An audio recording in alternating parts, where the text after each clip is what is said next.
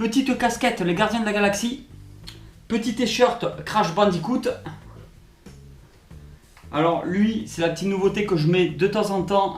Un énorme pop que je kiffe grave. Voilà, c'est le nifleur dans Les Animaux Fantastiques. Et derrière, j'ai remis de temps en temps, je la remets parce qu'on me l'a beaucoup demandé. C'est Roger la plante, mascotte de la chaîne depuis le début de la chaîne YouTube. Seul problème avec Roger la plante, parce que je pense que c'est une plante qui est là depuis quasiment les premières vidéos de la chaîne YouTube. Seul gros problème, c'est que Roger la plante, depuis qu'il y a Jack, on la met dans une autre pièce où il n'y a pas Jack. Parce que j'ai pas réussi encore à trouver les informations nécessaires, parce que je sais que certaines plantes d'intérieur peuvent être toxiques pour les perroquets. Donc il suffit que par malheur, il en bouffe et il crève. Fini Jack, moi grosse dépression, toute ma famille grosse dépression et le poulet il est cané. Donc on va éviter de tuer Jack ou de prendre des risques inutiles. S'il faut, il ne craint rien avec ce genre de plante là. Toujours pas trouver les informations nécessaires parce que je me rappelle tout simplement plus le nom de cette plante. C'est une plante qui fait des fleurs blanches, je sais pas, elle a fleuri qu'une fois quand on l'a eu. J'ai jamais revu une fleur de ma vie. Hein. Ça fait 7 ans qu'on a la plante, 7 ou 8 ans qu'on a la plante, j'ai jamais revu une fleur. Si vous entendez de temps en temps un petit bruit, c'est uniquement Jack qui se met à bouffer et c'est pas bouffé correctement. Il faut un bordel pas possible. Un peu comme tonton quoi, le soir, à la télé, quand il pourrit le canapé avec la sauce du burger. Aujourd'hui, dans cette vidéo, je vais vous parler comment ça se passe au niveau des fourmis, des essaimages.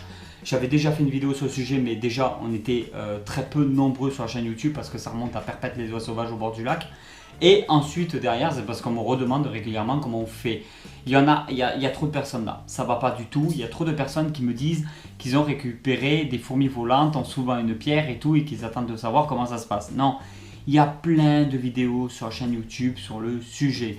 Il y a un onglet recherche, tu cliques dessus ce que tu veux et tu trouveras toutes les vidéos en fonction de ta recherche. Et oui, on peut faire des recherches sur des vidéos sur YouTube directement sur la chaîne YouTube. Donc tu cliques sur la chaîne YouTube de Tonton Snake, là, Snake Reptile, tu vas dessus, tu as une barre recherche et quand tu cliques dessus, tu peux taper ce que tu veux et tu devrais trouver des informations, que ce soit sur les reptiles, les fourmis, les oiseaux et tout. J'ai tellement abordé de sujets différents que tu devrais trouver plus ou moins ton bonheur. Je fais un petit rappel comment ça se passe. La fourmi, c'est un peu style les abeilles. Voilà. C'est-à-dire la fourmi volante, elle a sur elle, on va appeler ça les sexués. Donc il y a les sexués mâles et les sexués femelles. Lors d'un essaimage, c'est l'envol nuptial. C'est là, on va parler un petit peu des fourmis en général, comment ça se passe en France. Suivant les espèces, ça peut être différent et suivant les pays aussi, les régions du monde, les espèces ne sont pas tout à fait les mêmes et le fonctionnement n'est pas forcément le même tout le temps. Donc comment ça se passe en France en règle générale? Tu trouveras des fourmis volantes durant un essaimage. Qu'est-ce que c'est un essaimage? C'est là où il y a l'envol nuptial. Voilà, j'ai craché en même temps un postillon.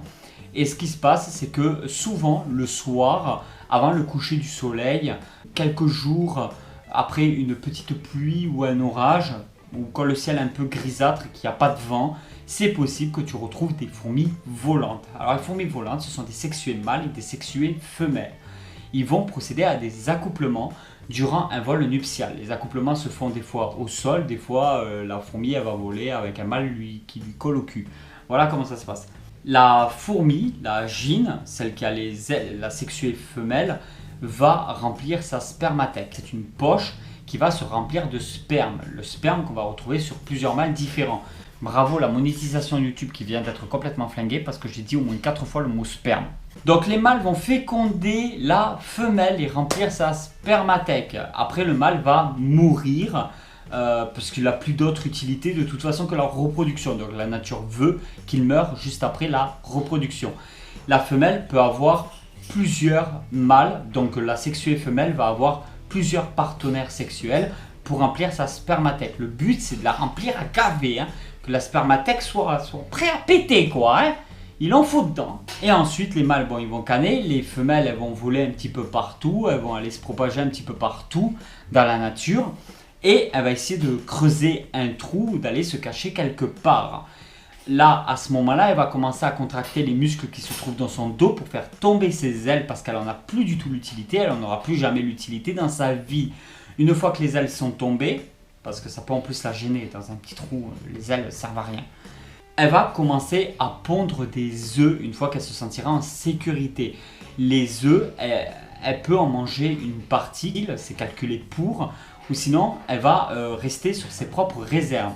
La plupart des espèces de fourmis qu'on va retrouver en France, la gine ne va pas chercher de nourriture dans la nature. Elle va s'occuper de sa première progéniture, donc sa descendance. À ce moment-là, il y a les œufs, ensuite il y a les larves, ensuite il y a les nymphes ou les cocons avec la nymphe qui se transforme à l'intérieur du cocon, et ensuite l'imago, donc l'ouvrière qui naîtra adulte. Donc le processus au niveau des œufs, tout se passe bien nickel. Au niveau des larves, c'est la gine, donc qui va nourrir avec ses propres réserves les larves, parce que sinon les larves vont mourir. Donc c'est la gine avec ses propres réserves qui va nourrir les premières larves. C'est pour ça que la gine va pondre très peu au début, parce qu'elle va faire en fonction de ses propres réserves. Ça ne peut pas assurer la survie de 4-5 ouvrières, elle va pas en pondre 6-7, bien évidemment. Elle va pondre en fonction de son nombre d'ouvrières qu'elle est capable d'assumer. Donc elle va se dire, bon, je vais faire 4 ou 5 œufs et je vais bien m'en occuper. Il peut y en avoir aussi un peu plus, 5, 6, 7, 8, voilà. Tout dépendra de votre gine, tout dépendra des conditions d'élevage, etc. La gine, ensuite, elle va nourrir les larves, comme je vous ai dit, avec ses propres réserves. Ensuite, bon, il va y avoir l'imago, le cocon, tout ça. La gine va attendre. Toute cette période-là, il y a à peu près plus ou moins 30 jours. Ça va de 25 à 35 jours en moyenne, suivant les espèces. Je généralise un peu tout, mais ça ne se passe pas toujours comme ça, suivant les espèces. C'est à vous de trouver des clés d'identification sur Internet pour pouvoir être sûr de l'espèce que vous possédez. Il y a des forums, il y a des groupes Facebook, il y a plein de gens qui pourront vous renseigner en fonction de vos espèces. Si vous dites bien entendu l'endroit où vous avez trouvé votre gine, le temps plus ou moins qu'il y avait dehors, il faut toujours donner le maximum d'informations possible. Sinon, ça ne sert à rien, vous allez énerver du monde plus qu'autre chose. Si vous demandez une identification, il faut donner à cette personne tous les outils nécessaires pour l'identification. Donc derrière, obligatoirement, il faut que vous preniez des photos, mais des photos de qualité avec le zoom le plus possible pour qu'on puisse vraiment voir le mieux possible la gine. Parlez un petit peu de votre région de France où vous vous trouvez, parce que ça peut influer France, Belgique, Suisse, voilà, différents pays du monde où vous vous trouvez, la zone géographique où vous avez trouvé votre gine. Tout ça, ce sont des critères à bien prendre en compte pour pouvoir faire une bonne identification. Derrière ça, une fois que vous avez identifié votre gine, que vous savez un petit peu, vous pourrez faire des premières recherches au niveau de votre gine, savoir si c'est monogyne, polygyne, si la fondation est claustrale, semi-claustrale, etc. Il y a plein de termes, plein d'informations nécessaires. Je vous conseille de faire vraiment vos propres recherches. Ce qui va se passer, c'est que dans la nature, une fois que les premières ouvrières vont sortir des cocons, généralement c'est la gine qui va un petit peu aider les premières ouvrières à sortir des cocons, on va retrouver des ouvrières qui seront assez fines, assez petites. Les premières générations de fourmis ne sont pas aussi grandes que les 50 prochaines autres générations qu'il y aura, suivant la taille de la colonie, comment ont été nourries les larves, etc. Donc comme les larves ont été très peu nourries, parce que c'est la gine qui nourrissait avec ses propres réserves, les toutes premières ouvrières qui vont arriver vont être beaucoup plus fragiles, vont vivre beaucoup moins longtemps et seront beaucoup plus petites que des ouvrières classiques sur une colonie qui a déjà plusieurs années. Donc quand il y aura les 4-5 petites ouvrières, elles vont commencer à attaquer leurs tâches. Donc elles vont devoir aller chercher de la nourriture. C'est fondamental, et nourrir très vite en priorité la gine qui est toujours, elle, sur ses réserves. Pendant ce temps, la gine, une fois qu'elle recevra de la nourriture, elle va commencer à pondre un peu plus et elle repondra un peu plus, etc., etc., en fonction du nombre d'ouvrières qu'il y a dans la colonie, et plein de paramètres, de critères à prendre en compte, comme le climat qu'il y a dehors, s'il y a de la prédation, suivant le type de nourriture qu'il y a dans le coin. Elle va commencer à pondre plus ou moins en fonction de beaucoup de critères complètement différents. C'est pour ça qu'en captivité, d'une personne à une autre personne, suivant la région de France où tu te trouves, suivant le taux d'humidité que tu as chez toi par rapport à une autre personne, suivant la température de chez toi, suivant comment tu vas nourrir, tu vas avoir une colonie qui va se développer plus ou moins vite par rapport à peut-être un ami à toi qui vit dans une autre région de France, dans une maison qui sera beaucoup plus humide ou moins humide, qui donnera une autre alimentation, peut-être à différentes heures de la journée par rapport à toi, à ce que tu fais. Et vous allez avoir des colonies qui vont se développer de manière totalement différente. Bien entendu, à un moment donné, la gine n'aura plus de sperme. Mais une gine comme par exemple les gines Messor barbarus peuvent vivre vraiment très longtemps, plus de 20 ou 30 ans. Mais forcément, la spermathèque ne va pas tenir, elle, jusqu'à 20 ou 30 ans. Peut-être qu'elle va s'amenuiser au fur et à mesure des années. Donc c'est fort possible que ta gine, au bout d'une dizaine, douzaine d'années, va se mettre à pondre de moins en moins, voire quasiment plus du tout.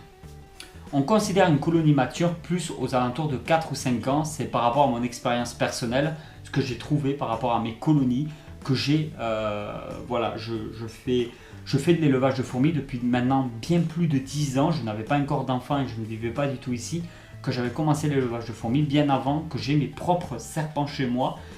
Et derrière ça, on va commencer à se rendre compte de certaines choses et je me suis rendu compte qu'une colonie mature, c'est plus aux alentours des 5 ans que des 2 ou 3 ans comme je croyais auparavant.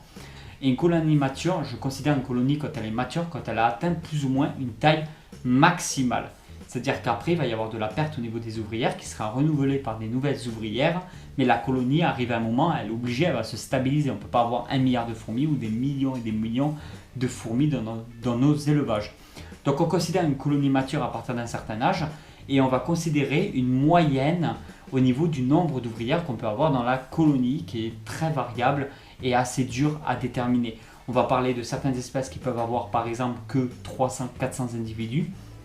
On va partir sur d'autres espèces qui vont avoir peut-être 20 000, 30 000 individus et ensuite partir sur des espèces qui peuvent atteindre les 50 000, 100 000, voire les 1 ou 2 millions, voire même plus de 2 millions, suivant les colonies, suivant les espèces que vous allez avoir en captivité. Les Crématogasthares scutellaris, d'après mes observations et ce que j'ai pu voir dans la nature, on parle de fourmis qui dépassent les 100 000 individus, je pense. Les Messor barbarus, on est plus aux alentours des 20 000, 30 000. Certains pensent que ça peut dépasser les 50 000 individus, ce qui ne m'étonnerait pas non plus peut-être. Et derrière, on a des espèces comme par exemple les Camponotus fela, où on est sur une moyenne de 6 à 10 000 individus. Ce sont des fourmis plus grandes, mais elles seront beaucoup moins nombreuses dans les colonies. J'espère que j'ai pu vous éclairer au niveau de toutes ces informations. C'est pour ça que quand on prend un tube à essai, c'est pour représenter plus ou moins le petit trou où la fourmi s'est mise dans la nature.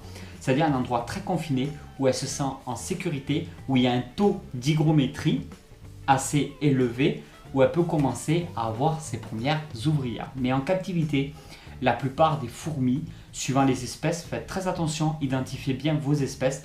Mais en captivité en France, il y a quand même très peu de fourmis qui ont besoin d'être nourries pendant ce laps de temps-là jusqu'aux premières ouvrières. En règle générale, la plupart des espèces, on n'a pas à les nourrir. Ça stresserait plus la gine et ça peut vous poser plus de problèmes qu'autre chose. Donc c'est la gine qui s'occupe de tout avec ses propres réserves et arrivé à un moment donné, ça sera à vous de nourrir dans une aire de chasse les différentes ouvrières qui viendront récupérer la nourriture pour nourrir les larves et les autres fourmis de la colonie ainsi que la gine. Et voilà tout le monde, j'espère vraiment que cette petite vidéo vous a plu. Si cette vidéo vous a plu, vous pouvez toujours mettre votre plus gros like, partager la vidéo, laisser votre meilleur commentaire et je vous dis à bientôt pour une nouvelle vidéo. Allez tout le monde, ciao ciao!